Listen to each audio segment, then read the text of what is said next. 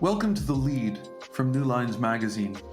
I'm Danny Postel, the magazine's politics editor, and this is a podcast where we delve into the biggest ideas, events, and personalities from around the world. On Sunday, June 2nd, Mexico holds general elections. This election is poised to make history because a woman will almost certainly emerge triumphant, and Mexico will have a female president for the first time in its history.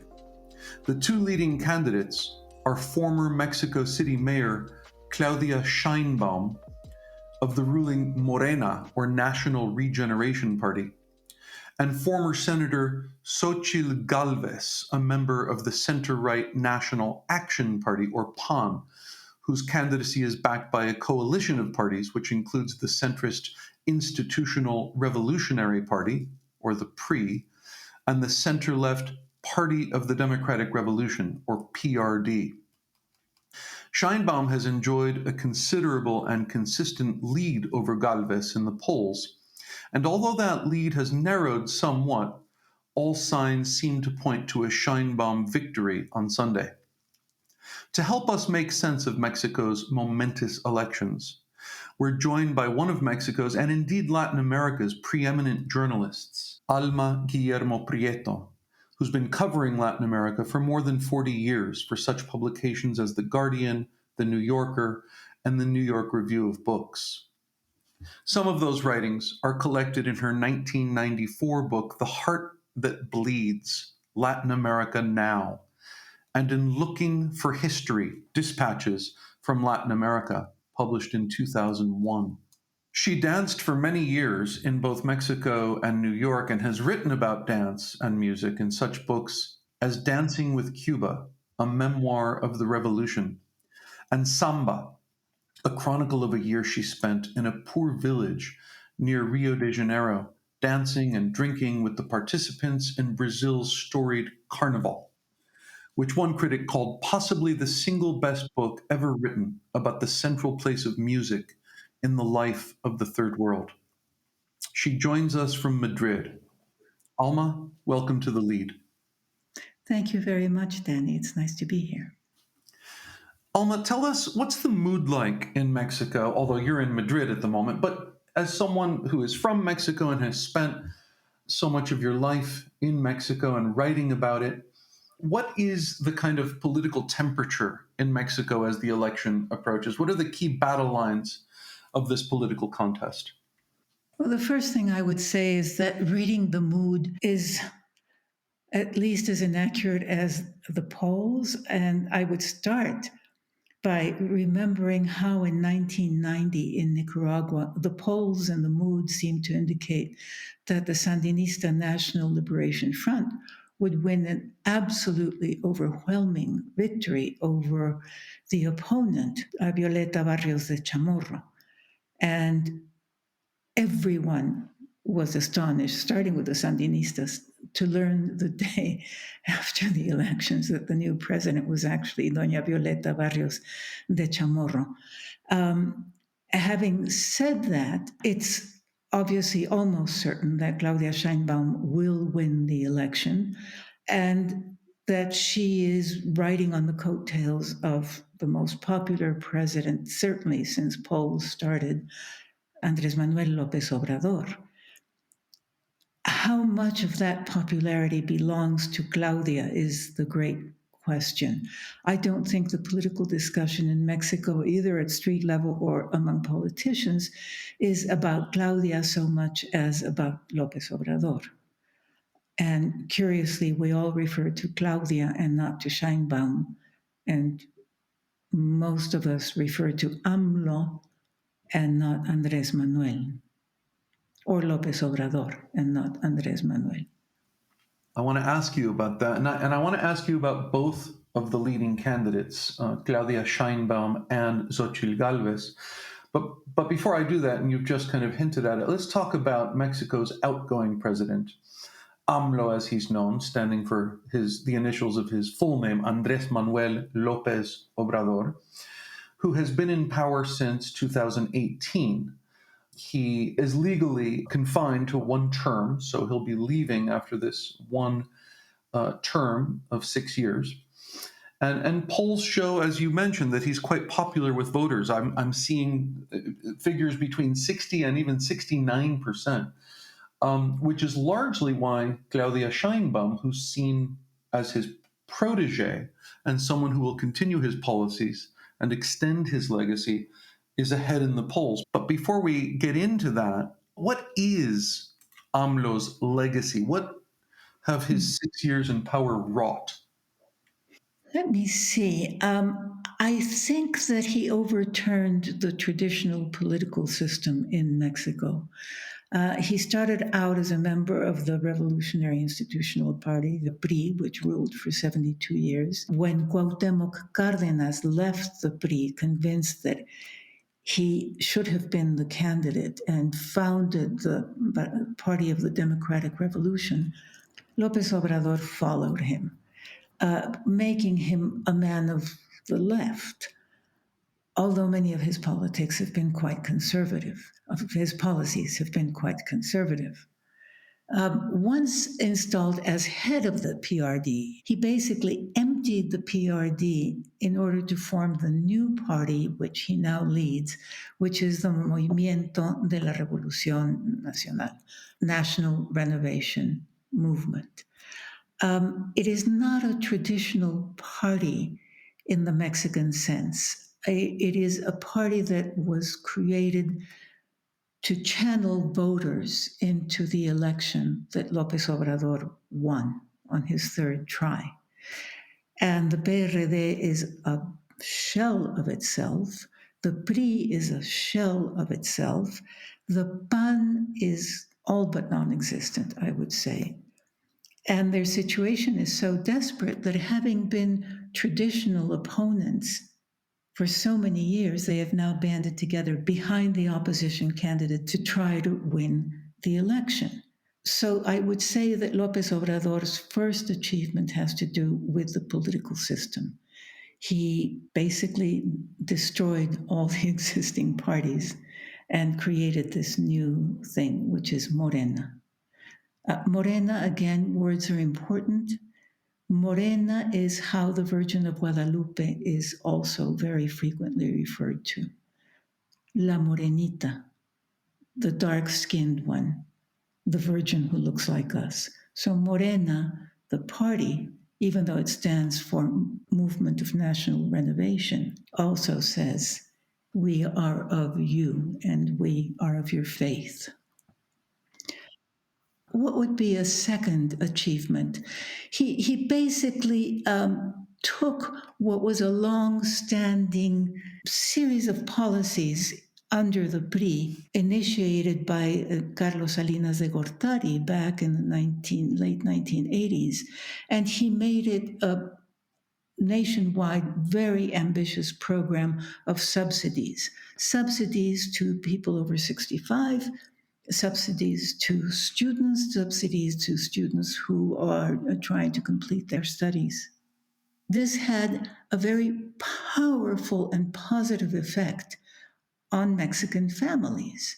And I think that those subsidies are the basis for his extraordinary popularity. After 6 years in government, really, it's not everyone who has a popularity level of up to the 60s. These subsidies, let me try to explain why they can be so important for an average Mexican family or a poor Mexican family. When the oldest person in the family stops working, generally she or he is taken into the household of one of the children. And that household is now responsible for feeding and clothing that older person and providing for her or him in every way.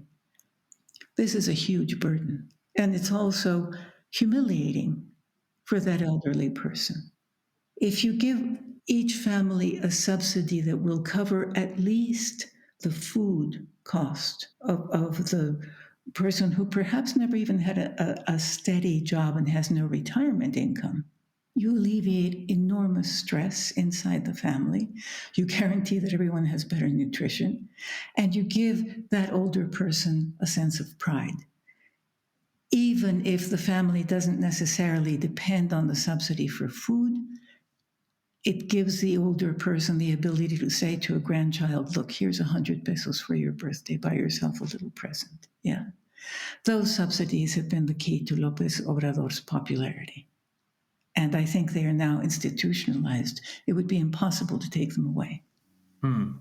Where would you place Lopez Obrador in the Latin American context, specifically with reference to the so-called pink tide of center-left leaders and parties that came to power across the region in the early 21st century, and now what's sometimes called the pink tide 2.0, or the next wave of those leaders and parties? Some commentators have drawn a distinction between two kinds of pink tide leaders in the region: those on the populist left, like the late Venezuelan leader Hugo Chavez, or former Bolivian President Evo Morales, versus those on the more pragmatic or social democratic left, like Lula in Brazil. Of course, these distinctions are somewhat porous, but it seems to me that AMLO has elements of both of these camps. There's the populist and the pragmatist side. How would you characterize his brand of leftism in this context? I would say he is distinctly a populist. He comes out, and this is also important, he comes out of the PRI tradition. He comes out of the tradition of a populist party that ruled Mexico for 70 years plus. And the tradition is appeal to the people, keep them happy, a huge faith in the power of nationalism. I would not only call him a populist, I would also call him a fervent nationalism.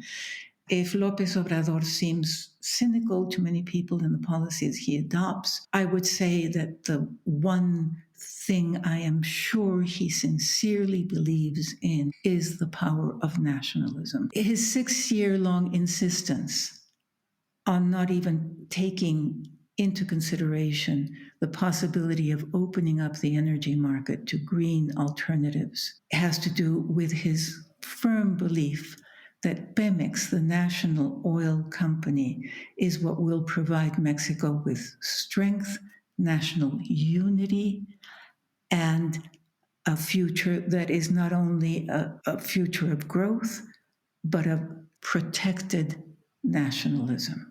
It's very, very hard to say that that is, in today's world, a leftist ideology. He is a nationalist populist. As a national populist, you could even consider him a conservative in many ways. For example, in his attitude towards women's liberation, which has been repeatedly antagonistic. Yeah, and I want to talk about that. But first, let me ask you a little bit about his likely successor, Claudia Sheinbaum. She has a PhD in energy engineering. So I was thinking, as you were talking about AMLO's position on Pemex and energy, yes, that there is an interesting difference between Scheinbaum's approach to these issues and his. I mean, she has a PhD in energy engineering and was part of the team of scientists and policymakers who shared the 2007 Nobel Peace Prize for its work on the UN's Intergovernmental Panel on Climate Change. She served as Mexico City's mayor, as AMLO had also done. She served as the city's mayor from 2018 to 2023. One observer characterizes her as a Mexican Jewish female progressive academic in a staunchly Catholic, traditionally macho country. What do you think of that, and what should we know about her? Xochitl's people tried to raise the whole kind of Jewish phantom as a campaign issue, and it didn't go anywhere because I don't think that Jewish is a part of the general definition that people take into consideration when they talk about Claudia. She's somebody who has a very foreign last name, if you think about how people refer to Claudia, somebody with a very foreign last name who has had to work very hard to overcome the perception of foreignness, which is different from Jewishness. Yeah. She has tried so hard to be a second López Obrador, or to be perceived as a second López Obrador. I don't think that she is a second López Obrador. She's a smart woman with a scientific mind who was, as López Obrador was, a very successful mayor of Mexico City. She has had a series of quiet meetings with people that López Obrador hasn't spent a great deal of time insulting, like the press, like intellectuals, like scientists. And in those quiet meetings, she has made it subtly clear that she will not govern in that same aggressive style. How Claudia will be able to overcome the tremendous problem that López Obrador is leaving here, which is the relationship he created with the military, the institutionalization of the military as the strongest economic and political force in Mexico. That is a mystery. López Obrador has granted the military power over airports, customs agencies, public works projects, but very significantly also over the federal police, which used to be a police force and which is now the National Guard, which constitutionally cannot be run by the military. So it is part of the national police, but it is supervised by the military. What is Claudia going to do with that? Is she going to say, thank you very much? You've enjoyed all of these privileges for the last 6 years. We would like these privileges back and we would like this money back. I don't think that that is going to happen. That limits her scope of action enormously. And of course, the other problem that has become all but intractable is the problem of drugs and politics in Mexico. How is she going to deal with the fact that mayors at the smallest towns in Mexico are getting assassinated? That in order to run for office, you need to make a deal with the local drug group in so many places. That is the greatest challenge that Claudia faces, in my opinion. And it's interesting because Xochitl Galvez has made this violence and security in Mexico a cornerstone of her campaign. She sort of banked her candidacy on this theme. And are you surprised, given that polls show that Mexicans are very concerned about this issue? It's been a persistent and profound issue for most Mexicans for many years now. Are you surprised that the candidate who's made that the centerpiece of her campaign is not doing better than she is? No, I'm not surprised at all because, again, the issue is separate from López Obrador, and this is one of the genius of populists, as we know. They run and they rule on the power of their own figure, but not necessarily on the power of the success of their policies. So that Claudia may be held responsible in the way that Maduro was held responsible for so many of the economic disasters that could follow, or the violence that could follow once Claudia takes over. But López Obrador will not be held responsible for them. And as for Xochitl, she can promise that she will deal with the issue of violence, but I haven't seen really any consistent policy proposals that would allow her to actually deal with a problem that is nationwide. And if you look at it vertically, it goes from top to bottom. Yeah, it's interesting. I've heard several commentators point out that, on the one hand, violence and insecurity are a core concern in opinion polls in Mexico, and yet most Mexicans seem to believe that there's no political solution and that all of the political solutions that have come from the top down have failed, and they've just sort of given up on it as a political issue. Yeah, depending on how you see politics. In the small towns that I have been in and that I'm familiar with, politics is very much about the mayor, the local mayor, and the local mayor now is judged on how close his links to the drug trade are. Ya nos llegó el narco, people will say. The narco has arrived in town. Ese sí que está aliado con el narco. This guy really is an ally of the narco.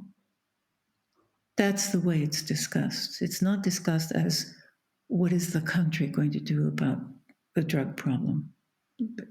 That's probably too huge to even fit in anyone's mind. Mm. Now, I want to follow up on something you mentioned a moment ago, Alma, which is that Mexican feminists have been very critical of AMLO during his presidency. They've taken him to task specifically for failing to tackle the crisis of gender-based violence, or what many call the femicide emergency in the country. So I have two kind of mini questions about this. The first is, what is that crisis of femicide and gender-based violence that the activists are referring to? Let's explain that. So at the turn of the century in Ciudad Juarez, a number of young women began to show up dead on highways, dumped in the middle of the desert, terrifically mutilated, horrendously mutilated, and obviously having suffered terrible deaths, and in many cases, rape, not necessarily in all. This was the beginning of the public's awareness of how women suffer violence in Mexico. I have a problem with the idea that femicides are a new phenomenon, because I think that women in Mexico have suffered horrendous violence for centuries. And so what Juarez did was simply thanks to women like Esther Chavez, who called attention systematically to what was happening in Juarez, in this one single border city. There was a new awareness of the brutality exercised against women. However that may be, whether it's a new phenomenon or an old phenomenon suddenly made visible, it is related, to a backlash against feminism, but it's also related to the drug trade, because a favorite sport, we could say, of the drug trade is to kidnap women, rape them, abuse them, and even kill them for sport. The term femicide now has a legal standing. It's a separate crime. There has been some success in the feminist fight to recognize and persecute the men who commit these horrible crimes. López Obrador has not taken this on as an issue. No, absolutely not. But he has failed women in many other ways. He has failed the mothers, wives, sisters, daughters of the disappeared, who search for their disappeared loved ones with no support or encouragement from López Obrador. López Obrador has refused to meet with the women who search for their children, while at the same time he has made a point of saying hello to the mother of Joaquin Guzman, better known as Chapo Guzman. He doesn't like women to be militant. On the 8th of March, when women traditionally march for their rights, he has not spoken out in support. López Obrador has denounced the violence that might occur during women's marches. And so it's not just his stand on crime, it's his stand on women's fight for their rights that he finds reprehensible and has attacked. Right. So do you see an irony in the fact that Mexico is about to elect its first female president, and this new president, Claudia Sheinbaum, is a protege in many ways of a leader who feminist activists have had these huge problems with, and he's returned the favor, as you note. He's antagonized those feminists. He calls many of the feminists who criticize him conservative, which Yes. is a put down in his idiom, right?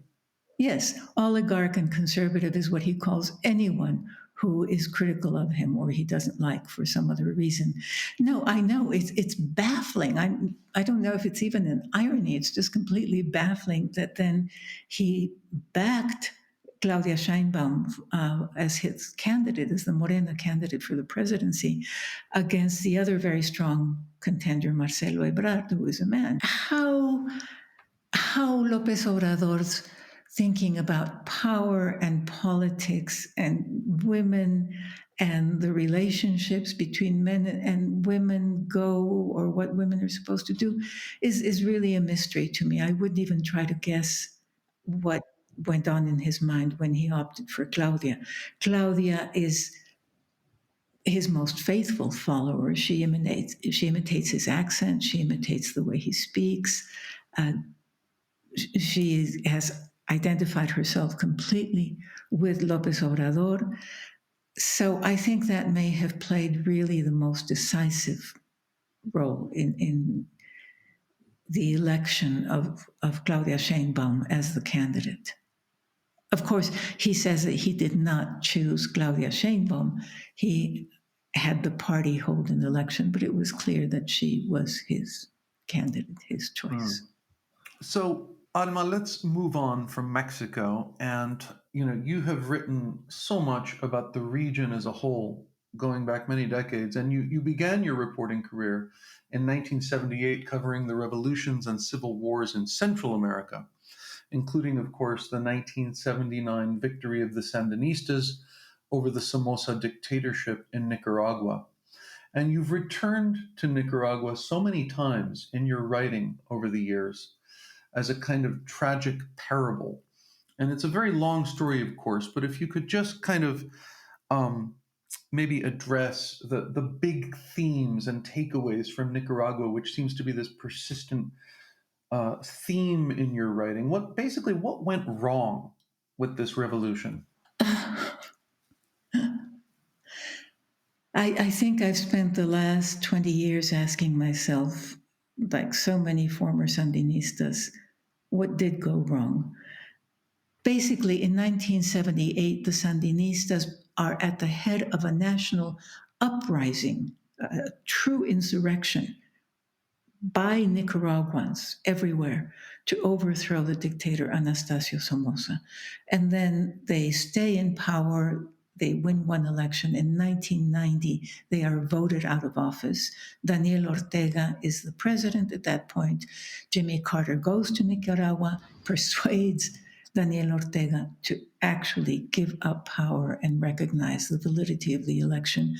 And from 1990 onwards, he does his best to return to power through elections. And finally, he makes a deal with the Conservative Party and he becomes president once again in, I can't remember the exact year, but 2016, something like that. There is an uprising against him in 2018, which is put down with enormous violence. And at that point, I think it becomes clear to so many of us who had kind of forgotten about Nicaragua or thought, oh, what a mess it is, but yeah, gee, that's too bad. Became clear that what had happened in Nicaragua had actually been a monstrous deformation of what was once a sincere social revolution. Uh, what went wrong in Nicaragua starts perhaps with a Contra War in which the United States backed anti-Sandinistas and so destroyed what was left of the Nicaraguan economy after the insurrection and further divided the country. What was wrong was the fact that in the leadership, the 9-person leadership of the Sandinistas, there was nobody who really had any political education. There were 2, as I recall, college graduates. Very few had left the country ever except to go to Cuba for training. What went wrong was the continued hostility of the United States, which increased the radicalism of Daniel Ortega. And what was wrong was that Daniel Ortega was himself psychologically a sick man. What was wrong was that his wife, Rosario Ortega, was an equally sick woman, and that together as a couple, they have converted themselves into the Ceausescos of Central America. And somehow or other, they've managed to consolidate their power and their hold on the military, on the police, which makes it hard right now to see how there will be a change before one of the two dies. All of the leadership is now in exile. Many of the original Sandinistas with whom Ortega came to power and ruled in the 1980s. So that original band of revolutionaries, many of them, if not most of them, have denounced Ortega as a counter-revolutionary and someone who has tarnished the legacy of Sandinismo. And yet it seems that on the international front, he continues to bank on the reputation of Sandinismo, the idea that he is a leftist leader, sort of has these bona fides going back to the 70s and 80s. And so even in current debates, for example, about Israel and Gaza and anti-imperialism and so forth, he continues to cling to that banner of anti-imperialism, and in many cases kind of confuses people who don't follow Nicaraguan politics closely from the inside. Yes, I'm sure that's true in the United States. It's true to some degree in Mexico. It's to a much lesser degree that I'm aware of in Colombia, for example, where I live. What is also true is that nearly all of the opposition is now in exile, and not only the former Sandinistas who opposed Daniel Ortega and Rosario Murillo, but all of the opposition, the conservative opposition, is also in exile. And if you remember, 200 members of the opposition spent almost 3 years in jail. A leading Sandinista, Dora Maria Telles, and 3 other women were kept in isolation, each one. Dora Maria Telles was kept in a darkened room in isolation for 365 days. So I think it doesn't matter that much that people think that Daniel Ortega is or isn't a revolutionary. It matters that he still has the support of Maduro in Venezuela, the financial support of Maduro in Venezuela, and therefore Nicaragua can keep going. The larger problem in Central America and all of the countries in Central America that attempted a revolution in the 1970s and 80s is, how do you bring about social change in an impoverished economy? Where do you get the resources that you really need to bring about, to implement infrastructure projects, to create jobs, to provide real education? Fidel managed to do that in Cuba because he had the backing of the Soviet Union, and that provided the financial support for creating one of the best health and education systems in the world. In Central America, that wasn't possible. So there's that problem. And then there's also the problem that most people don't really want a revolution. Most people want to be left in peace. And so in Nicaragua, Daniel Ortega and Rosario Murillo may be monsters, but there's not going to be a revolution against them either, I think, because Nicaraguans already had their revolution in 1978. They know the price that you pay for that, and they really don't want to go through it again. People want to live their lives, raise their children. So, Alma, you've been living in Colombia, in the capital of Bogota, for 12 years now. And Colombia is a country that's undergone major transformations. In many ways, Colombia was an outlier during this entire pink wave that we talked about, where left of center governments were elected across the region and country after country. Colombia seemed to be this holdout. It remained rather steadfast in having conservative leaders and resisting the pink wave. And yet, 2 years ago, in 2022, it elected Gustavo Petro, a very interesting figure, both in terms of his own biography, his political biography, and in terms of Colombia breaking through that pattern and joining, in a sense, the pink wave. So as someone who's both written about left of center leaders and waves of social change across Latin America and is now living in Colombia, tell us a bit about what the first 2 years of the Petro presidency in Colombia have been like. Yeah, unfortunately, I think that Gustavo Petro came to power with a very ambitious program. I thought that for the first time, a Colombian president actually had the priorities of the country in mind and not the priorities of his party or the priorities of the status quo. He wanted to reform the health system. He wanted to emphasize green power. He wanted something that he called total peace in the country. Unfortunately, I think he seems headed to failure on most of those fronts. And he was overambitious. And so total peace was very soon revealed to be an impossibility. And we'll be lucky if we even get some form of partial peace. The problem is not Petro, in my mind, so much as the fact that Colombia is a country that has institutional violence, which is a really strange situation. There have been guerrilla organizations in the countryside in Colombia now for over 60 years. And many of those guerrilla organizations learned to make their living by either kidnapping or collaborating with the drug trade. Interestingly, the Mexican drug traffickers have now taken over a great deal of the Colombian drug trade, to the point where they're referred to as Los Sinaloas, from the state of Sinaloa. And so we have increasingly fragmented violence, drug groups, small guerrilla groups, big guerrilla groups that have revealed themselves to actually not be responsive to a single leader.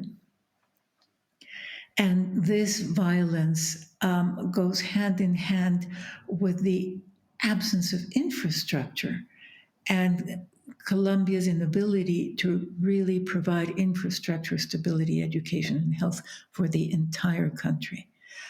So, what Gustavo Petro can do is not that much, and his failure to recognize that at the beginning and to start to implement more modest programs, I think, has gotten him into a lot of trouble. He wanted to be a peaceful revolutionary. I think it would be fair to say that that was his ambition. And I think it was an honorable ambition. I just think he has failed so far to accomplish that by not recognizing the dimension of the obstacles that he is facing. But one thing I will say for the status quo in Colombia and the rulers who have kept it conservative and kept it officially Catholic for so many years. It's no longer that, but it was until 1991, I think, until the Constitution. There has not been a coup. There has never been a major revolution officially in power in Colombia, and there has never been a coup. And though I think that there is huge middle and upper class sentiment against Petro, I think that there will not be a coup. That's not part of the Colombian tradition. I was rereading your classic, The Heart That Bleeds, and I noticed a blurb in the book by the Chilean playwright and essayist Ariel Dorfman, who said that what he finds so enthralling about your writing is its, quote, masterful weaving together of the strands of high political fortune with the everyday teeming lives and dreams of the people themselves. And you recently said to me on email that no one ever believes you when you explain that you're not really interested in politics, but you say this is absolutely the case. And so I am genuinely intrigued by this. How is it possible that one of the most distinguished political journalists in the world, Alma Guillermoprieto, is not actually interested in politics? Well, when they say political journalists, I always figure they're pointing at someone else and not me. Um, I really do have no interest in politics. I don't follow politics very closely. I'm endlessly curious about the lives of people, how they survive, what they do for pleasure and joy, how poor people can spend an entire year preparing for carnival because that gives their lives meaning. I'm endlessly interested in art, popular art, and art that is produced by professional artists. I'm interested in theater, and every once in a while I get very interested in clowns, and politics tends to be full of clowns. I'm also interested in monsters, and politics also provide monsters, and in some monsters who are clowns. And then when I get interested in one of those, then I tend to sort of focus on them and try to see what makes them tick and why they achieved the power they achieved in the first place. But really, it's because the theater of their performance interests me. I couldn't tell you who the cabinet members of López Obrador. I have no idea. Yeah, politics does not interest me. I've never voted in my life. Interesting. I think power interests me, how someone will wield power over large numbers of people. Yeah, that interests me. And how people get hurt by people in power. Absolutely. Those are my concerns. Actually, you wrote in the introduction to The Heart That Bleeds that you have certain obsessions. You call them violence, inequality, survival, the faithlessness of politicians, the faithful stubbornness with which people seek to believe. And you say that these things, these themes surface as Latin Americans, they surface in our dreams and in our needlework, in our love lives, our literature, and even the way we dispose of our garbage. That's pretty good. I still stand by that. Yeah, absolutely. No, I'm glad you read that because it's true. And when I say, for example, it surfaces in our needlework, I was referring specifically to the women in the desert who search for the bodies of their loved ones and who embroider their names in napkins and on the clothing they wear. This has been The Lead, a podcast from New Lines magazine. This week's episode was produced by Finbar Anderson and hosted by me, Danny Postel. For more episodes like this, subscribe to The Lead on your favorite podcast app or visit our website, newlinesmag.com. Thank you all for joining us.